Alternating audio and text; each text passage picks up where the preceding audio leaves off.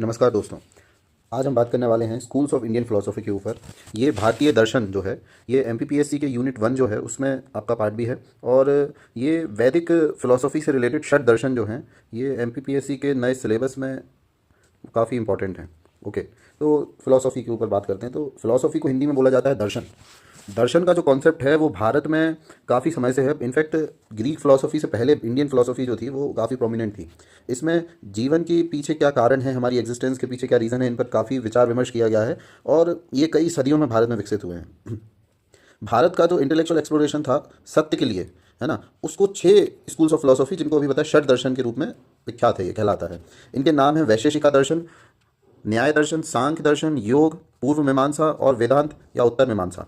Okay, ये अब इनके बारे में हम डिटेल में बात करेंगे, लेकिन अभी ब्रीफ में वैशेषिका दर्शन को कनाड ने दिया है, न्याय को गौतम ने, सांख्य कपिल ने, योग पतंजलि, पूर्व मीमांसा जैमिनी और वेदांत दर्शन व्यास, ऋषि व्यास ने दिया है।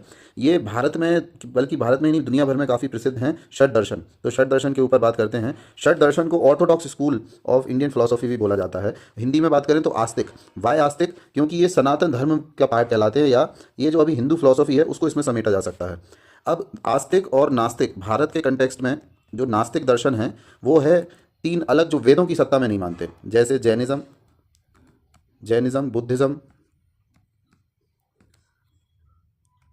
बुद्धिज्म, और इनके अलावा जो materialistic school of philosophy Bharat में डेवलप हुए, वो इस मतलब ऑर्थोडॉक्स स्कूल से अलग फिलोसॉफी कहलाते हैं। ओके, नास्तिक दर्शन जो है ये वेदों को नहीं मानते हैं, इसलिए नास्तिक हैं। ओके, यह इंपॉर्टेंट है। वैसे नास्तिक शब्द का मतलब होता है जो ईश्वर में नहीं मानता है, लेकिन इंडियन फिलोसॉफी में नास्तिक दर्शन जो है जो वेदों की सत्ता में नहीं मानते हैं। ओके, अब ऑर्थोडॉक्स और आस्तिक स्कूल की बात करें तो ये आस्तिक मतलब ये हिंदुइज्म का पार्ट है। इनमें वेदों को सोर्स और स्क्रिप्चरल अथॉरिटी का सोर्स माना गया है, वेदों की सत्ता में मानते हैं। और हिंदू धर्म में ये षट दर्शन जो हैं ये हिंदू धर्म का आधार बनते हैं। ओके, षट दर्शन, तो हम एक के बाद एक इन पर बात करेंगे। इनमें सबसे प्रोमिनेंट है सांख्य फिलोसॉफी, सांख्य दर्शन। सांख्य दर्शन क्या होता है? सांख्य दर्शन जो है ये कपिल मुनि ने दिया था। ओके, तो इसके प्रणेता जो हैं वो कपिल हैं, ये याद रखना है हमें, कपिल मुनि ने दिया था। ये भारत का सबसे पुराना प्राचीनतम दर्शन माना जाता है। सांख्य दर्शन जो है ये सब प्राचीनतम दर्शन में से एक है। इसमें माना जाता है कि विश्व में जो जितनी भी चीज़ें हैं इस धरती पर, संसार में, वो पुरुष और प्रकृति से ही आती हैं। पुरुष क्या है? व्यक्ति का सेल्फ, सोल या माइंड। प्रकृति क्या होता है? मैटर या क्रिएटिव फोर्स या एनर्जी, उसको प्रकृति के रूप में बताया गया है। ओके, इसमें माना जाता है कि पुरुष जो है वो बदला नहीं जा सकता, उसमें मॉडिफिकेशन संभव नहीं है। जैसे समझें कि आत्मा है, आत्मा में बदलाव संभव नहीं है, आत्मा को स्थिर माना जाता है। बौद्ध दर्शन में ये कॉन्सेप्ट को नहीं माना जाता है। बौद्ध दर्शन में माना जाता है कि हर चीज़ हर क्षण बदल रही है ना। तो इसमें प्रकृति में जो पुरुष जो है, सोल है, उसको समझें कि वो मॉडिफाई या चेंज नहीं कर सकते, जबकि प्रकृति जो है वो चीज़ों में बदलाव लाती है। मैटर जो है, for example, it brings change in to all objects. Okay, Sankhya दर्शन में बाद के समय में काफ़ी ग्रोथ हुई, प्रोग्रेस हुई। इसमें मेन जो बाद में आचार्य हुए उसमें ईश्वर कृष्ण प्रमुख हैं। ईश्वर कृष्ण ने ग्रंथ लिखा है सांख्य कारिका। इनका जो ग्रंथ है उसका नाम है सांख्य कारिका। ओके, तो इनका एक ग्रंथ फेमस है सांख्य दर्शन के लिए। इसमें सत्कार्यवाद, विकासवाद और भौतिकता के साथ साथ सांख्य आधारित आध्यात्मिकता और वैज्ञानिकता काफ़ी प्रसिद्ध है। मटीरियल यह स्कूल ऑफ थॉट मटीरियलिस्टिक भी है।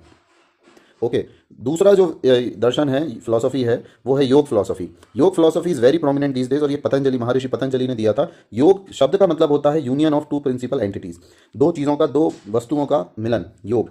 ओके, योग के बारे में हमें पता चलता है महर्षि पतंजलि की बुक योग सूत्रा से। योग सूत्रा नाम की इनकी बुक है, इसमें योग दर्शन के बारे में हमें पता चलता है। योग का जो कॉन्सेप्ट है ये ज्ञान इंद्रिय और कर्म इंद्रियों का निग्रह बताता है, या ये जो टेक्निक्स हैं ये हमारी बॉडी, माइंड और सेंस ऑर्गन्स को कंट्रोल करना सिखाती हैं। और जब बॉडी, माइंड और सेंस ऑर्गन्स में कोई डिफरेंशिएशन नहीं रह जाता है, यह स्टेट जो होती है फ्रीडम या मुक्ति की पर्याय कहलाती है। अभी के समय में बात करें तो योग दर्शन काफ़ी प्रसिद्ध है विश्व भर में, और इसकी वजह से यूएन ने 21 जून को, 21 जून जो है वो वर्ल्ड योगा डे के रूप में डिक्लेयर किया है, अंतर्राष्ट्रीय योग दिवस घोषित करा गया है ना। अब आप लोग ये देखिए कब से इस तरीके से डिक्लेयर किया गया है। योग में 5 मतलब जो है स्टेजेस होती हैं, तो उनके नाम है समाधि। समाधि मतलब होता है, सबसे पहले माफ़ कीजिए, शुरू से करें तो प्राणायाम से शुरू करते हैं। ब्रीथ कंट्रोल, आपने देखा Baba Ramdev is very renowned for this practice. तो प्राणायाम, इसमें ब्रीथ कंट्रोल करा जाता है। प्रत्याहार है, इसमें चूजिंग एन ऑब्जेक्ट, किसी वस्तु को चूज करना। धरना, माइंड को फिक्स करना, फोकस करना। ध्यान, धरना और फिर ध्यान। तो ध्यान जो होता है ये है concentrating on choose an object, किसी वस्तु के ऊपर अपना ध्यान केंद्रित करना।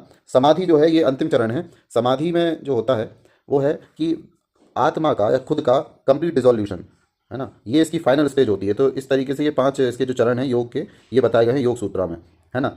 अब इसमें बताया गया है कि ये फ्रीडम कैसे हम अटेन कर सकते हैं। तो इसके कुछ चरण हैं। यम, यम मतलब सेल्फ कंट्रोल।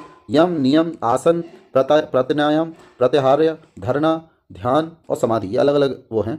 योग में ये माना जाता है कि गॉड जो है वो टीचर है, जो जो ब्रह्म है, ईश्वर है, वो हमारे टीचर और गाइड की तरह काम करते हैं। ओके, तो योग फिलॉसफी।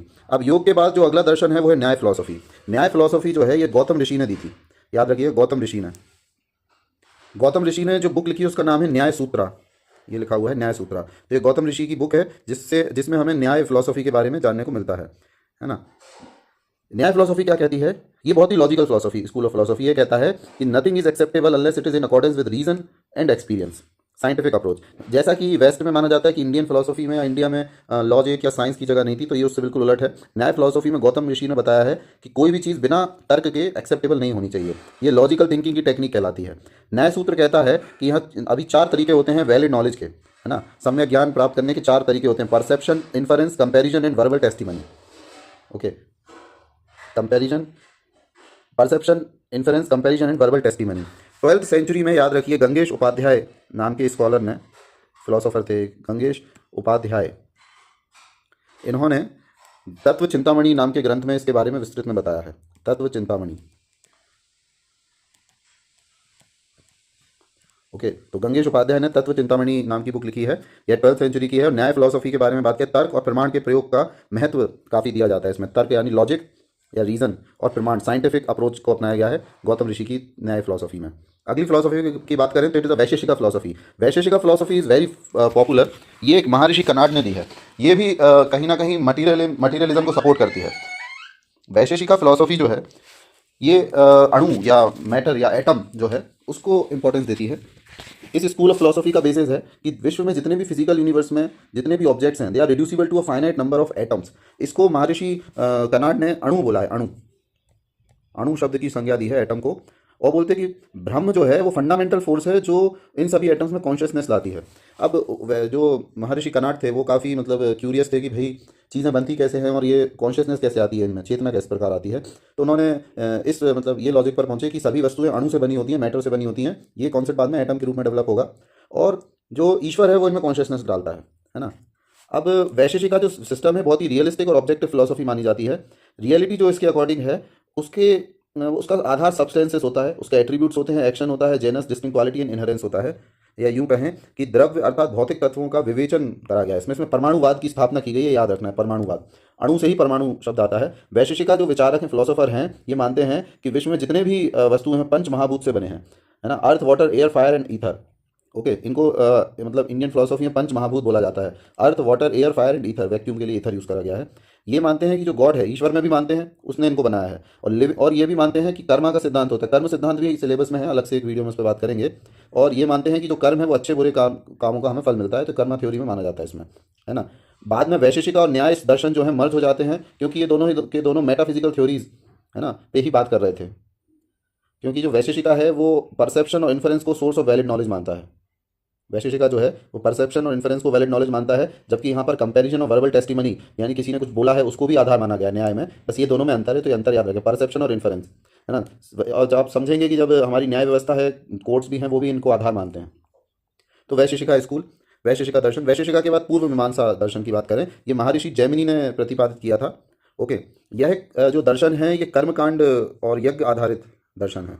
ओके, इसमें क्या है, न्याय वैशेषिका जो सिस्टम थे उसमें वैलिड नॉलेज की बात करते थे, लेकिन पूर्व मीमांसा है ये वेदों को एटर्नल, और मानते हैं कि वेदों में संपूर्ण ज्ञान निहित है, यह माना जाता है ना। ये मानते हैं कि वेदों में जो कहा गया है वो अटल सत्य है और हमेशा सत्य रहेगा, याद रखिएगा, पूर्व मीमांसा में। तो मीमांसा फिलोसफी में माना जाता है Vedas are eternal and possess all knowledge and religion means the fulfilment of duties prescribed by the Vedas. ये कहते हैं कि धर्म का मतलब होता है, जिस रिलीजन को अगर हम हिंदी में धर्म माने तो उसका मतलब होता है कि अपने पूर्ण कर्तव्यों का वेदों के अनुसार पालन करना, है ना। और बोलते थे वेदों का ही जो सार है वही धर्म है, जो इनको फॉलो करेगा वो अच्छे कर्मों का संचय कर रहा है और उसको मृत्यु के पश्चात स्वर्ग की प्राप्ति होगी, इसमें ऐसा माना जाता है पूर्व मीमांसा में, है ना।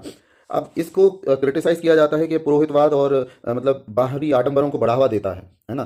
पूर्व मीमांसा जो फिलॉसफी है, तो महर्षि जैमिनी की फिलॉसफी को इस एंगल से वो, क्योंकि ये वेदों को मतलब सेंटर में मान रहे हैं, जबकि पिछले जो दर्शन हमने देखा, वैशेषिका हो चाहे न्याय हो, इनमें लॉजिक और रीजन को इंपॉर्टेंट माना जा रहा है। अगले की बात करें तो वेदांत दर्शन, जो मतलब आखिरी छठवां दर्शन है, यह काफ़ी प्रसिद्ध दर्शन है। वेदांत को उत्तर मीमांसा भी बोला जाता है, एक ही बात है। ये उपनिषदों के विचारों पे बेस्ड है ना। उपनिषद जो हैं ये एक्चुअली जब जो पूर्व मीमांसा था, क्योंकि इसमें वेदों को ही बहुत इंपॉर्टेंट माना गया था, लॉजिक को इंपॉर्टेंस नहीं दी थी। इसके पश्चात रिलीजियस रिफॉर्म मूवमेंट्स हुए, जिसमें बुद्धिज्म और जैनिज्म का राइज होता है ना, जिसमें लॉजिक को इंपॉर्टेंस दिया गया। उसके बाद मतलब जो वैदिक फिलोसफी थी, उसमें वेदांत फिलोसफी का राइज होता है, जिसमें उपनिषदों की रचना भी की गई, जिनमें लॉजिक समझाया गया, कारण समझाया गया चीज़ों के ऊपर, चीज़ों का, है ना। ना कि ब्राह्मणों को इंपॉर्टेंस दी गई, जो सिर्फ इंस्ट्रक्शन, कर्मकांड को इसमें साइडलाइन करा गया, है ना। और वेदांत जो दर्शन है ये बाद में 6 अलग अलग मतलब दर्शनों में बट गया, जो इसको समझाते हैं, है ना। तो इससे पहले वेदांत की जो रचना है, ये बदरायण नाम के ऋषि थे, उन्होंने ब्रह्म सूत्र में मतलब की थी, है ना। तो बदरायण नाम के ऋषि ने ब्रह्म सूत्र में, बदरायण जो है, उन्होंने ब्रह्म सूत्रा जो लिखा है उसमें इसकी रचना की है। तो इसके 6 जो सब डिसिप्लिन है इस फिलोसफी के, तो एक अद्वैतवाद है आदि शंकराचार्य का। यह बहुत ही मतलब डीप फिलोसफी है, और 9th सेंचुरी में आदि शंकराचार्य को क्रेडिट दिया जाता है कि इन्होंने हिंदुइज्म को रिवाइव किया, है ना। मतलब करीब 1000 साल भारत में जो वैदिक फिलोसफी थी वो डिक्लाइन पे रही महाजनपद एरा के बाद से, और जैनिज्म और ब्राह्मण, सॉरी, जैनिज्म एंड बुद्धिज्म का राइज हुआ।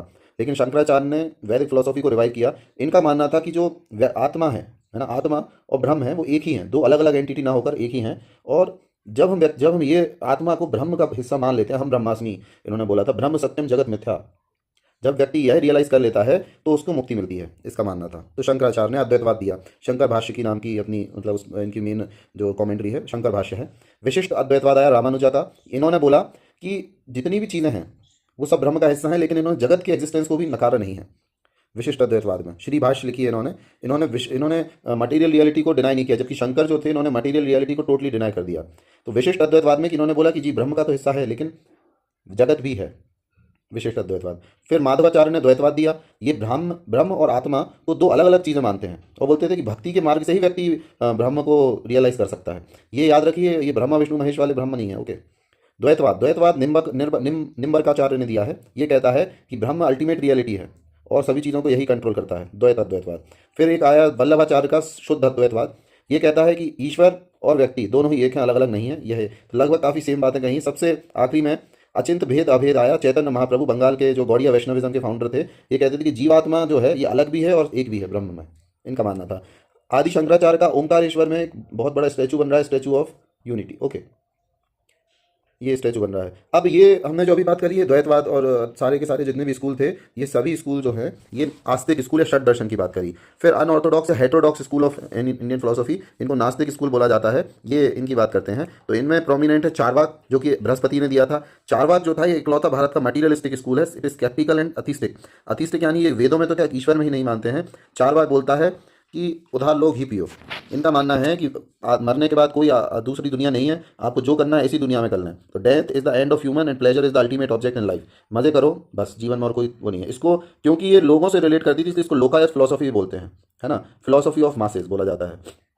इसके अलावा बुद्धिस्ट फिलोसफी, जिसको हमने एक अलग से एक वीडियो में डिटेल में डिस्कस किया है, तो बुद्धिज्म भी नॉन थीस्टिक, ईश्वर के ऊपर बुद्धा ने बात नहीं करी है ना। वेदों में नहीं मानते थे इन्होंने।